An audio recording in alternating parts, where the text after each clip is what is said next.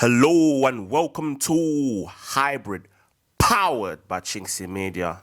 We're back again for every word from Mikel Arteta's pre-Slavia Prague presser.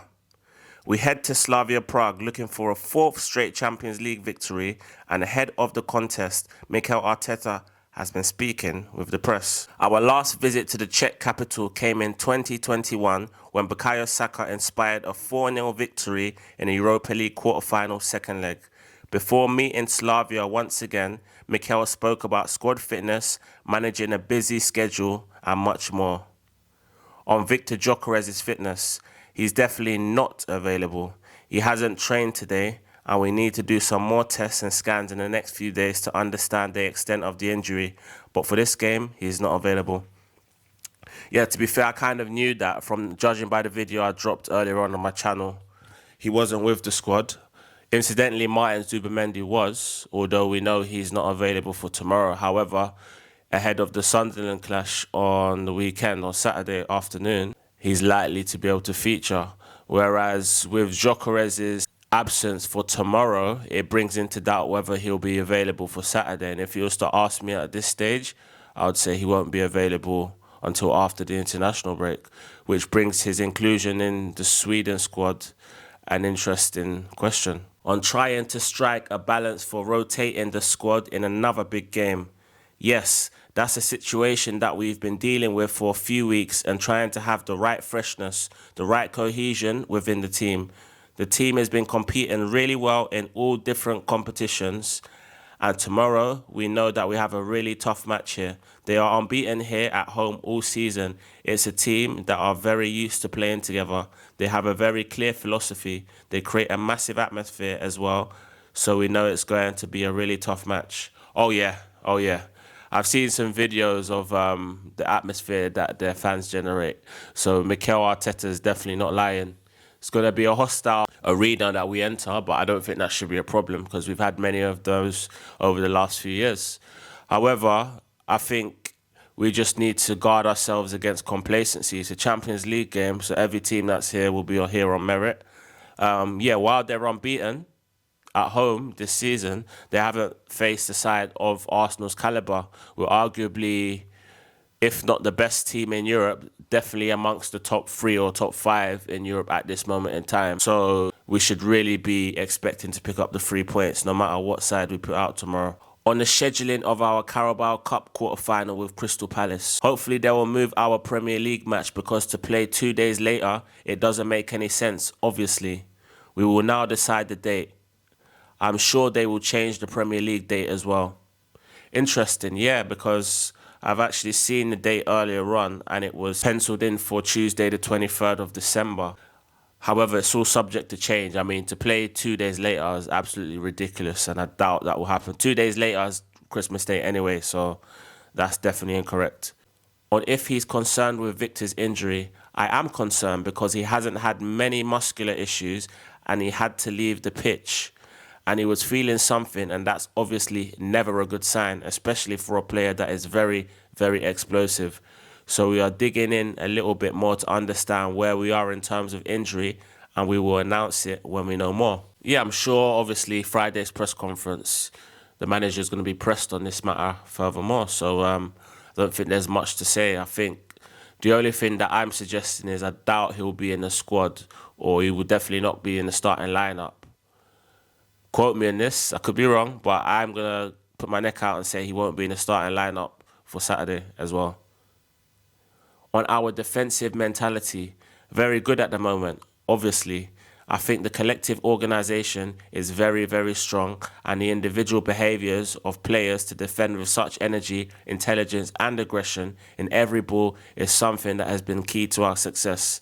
Yeah, I mean, if you compare us from this season to last season, I think we've improved, especially defensively. We had the best defensive record in the past 2 seasons, and we've gone up a level in terms of our structure, in terms of, you know, how we're controlling games. The same way we've been controlling games in recent games is the same way that people were talking about the handbrake in the early part of the season. And funnily enough, there's not been much change to the way we're playing. I haven't really heard that buzzword handbrake for months. On Gabriel Heinze's impact, it's the whole team. Every member of the staff, every player brings something to the table. That's something extremely collective. When you talk about the numbers, and everybody has to bring his piece. Gabby's done it, all the coaches do the same, and especially the players who, at the end, have to execute what we want. It's an interesting one with Gabriel Heinze. He was a fullback, he was a centre-back. So he's essentially, he won't be as an attacking player as Calafiori, but if there was a player that would kind of exemplify what type of player he was in the Arsenal squad, it's probably Calafiori or Hincapié, because those two can play centre-back and full-back. And incidentally, two of our better players this season have definitely been Calafiori and Julian Timber. So are we saying it's a coincidence that since Gabriel Heinze has come in, our full-backs have gone up another level and our defensive structure has gone up another level? So you've got to give credit to, one, Gabriel Heinze, and two, the person that decided to bring him to the club. I know I say it many a time, I'm not happy with his Man United connections, but I can forgive him for how he's improved the team, and long may it continue. On if we've made a request to the Premier League about moving our game with Everton to accommodate the Crystal Palace match, I'll leave that to the club. I think we're very clear what's the best thing, the most logical thing, and the most logical date to play. I'm sure we'll have to adapt to that. Yeah, I mean, I'm sure the Premier League's going to change it. One thing's for sure, we're not playing 2 days after the 23rd of December because that's Christmas Day. On if it's a disadvantage to play 2 games in 3 days, I think, as I said today, that we'll apply the principles to the players first, then the supporters, and then the times. Now we need to have equality and the same chances for every club. So hopefully it will be fair. Yeah, I mean, if you're a top club, you should expect to play 3 matches in 7-8 days, you know, and we've obviously acclimatized to that probability and possibility of having to do that with how strong the squad is. So there's no point shouting from the rooftops that we've got a strong squad if when it comes to now show that we need to kind of make changes and use the squad, we're complaining about the fixture list and fixture congestion. Manchester City did it for many a year. So now it's our turn to do that. We have to be able to cope with all eventualities and in all different contexts, as Arteta loves to say. On how Viktor is feeling in himself. He was very disappointed after the match with what he felt. But this is part of football. At the end of the day, if you expect a linear line, everything goes up, it's not going to happen. If he's got something he's going to have to deal with, we will help him to do that. As you said, he was in a really good moment, in a really good form. It's very important for the team, but for tomorrow, we don't have him. So that's it. That phrase, we're in a good moment or we're in a difficult moment, I'm pretty sure Carlo Ancelotti invented that cliche or phrase back in 2010. We're in a difficult moment there. You know, the club's in a difficult moment. Yeah, things aren't going to be linear. It's about having good times, tough times, and getting through it. Obviously, Viktor had his best game for us, best 45 minutes. Almost certainly would have added to his tally in the first half. But it is what it is. He's going to have to, knuckle down, come back. And probably by the time he does come back, he's going to have Kai Havertz breathing down his neck. But it only bodes well for the team and for squad competition. On how impressive our clean sheet record has been in the competition so far this season. Yes, of course, it's a huge platform to win games, and the difficulty of that in this competition and when you're playing away, even more so. Tomorrow, we know we're going to face a really good challenge here and in the team as well.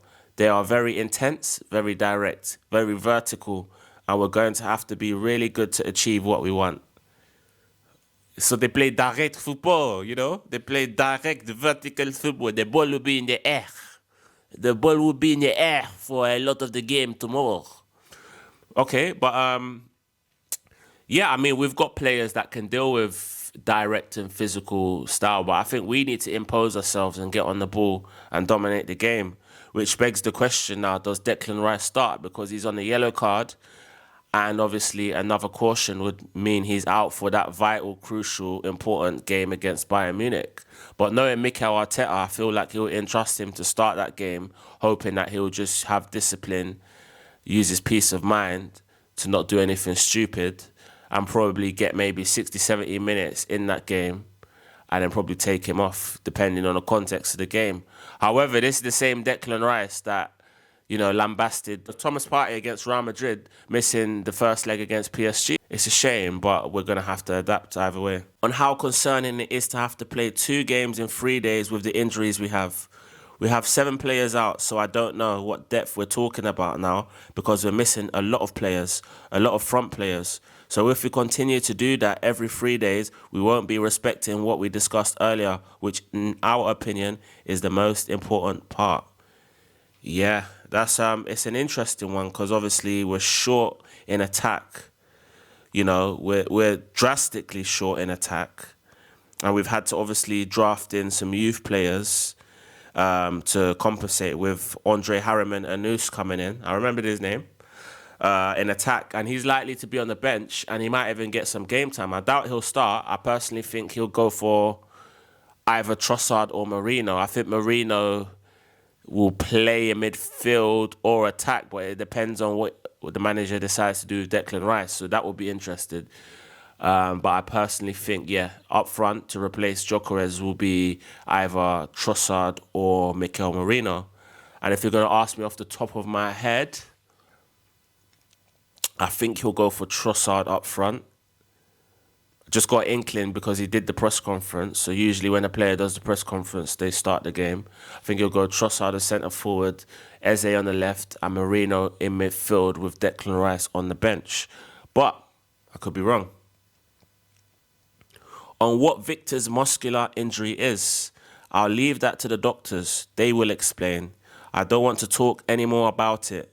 We are here to talk about tomorrow's match and the players that are available, and we'll see in the next week or so.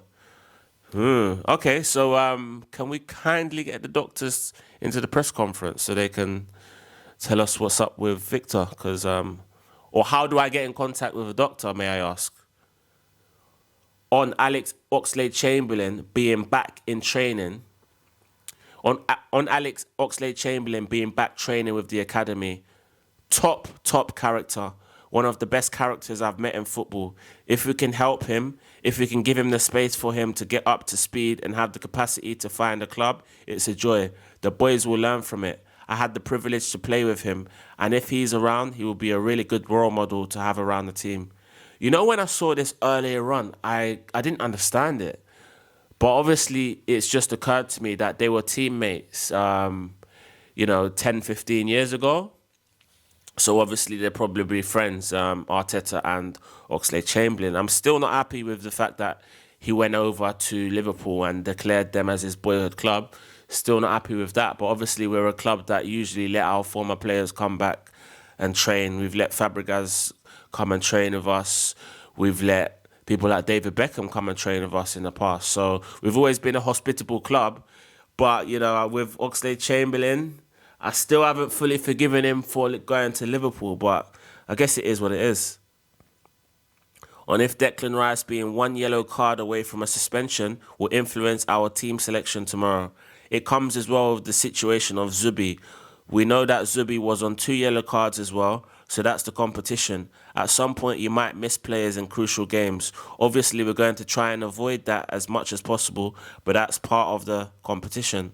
So, that was a lot of waffle to avoid answering the question. But, did you really expect Arteta to give you an inkling of whether Declan will start? Knowing the manager, I think he will start him.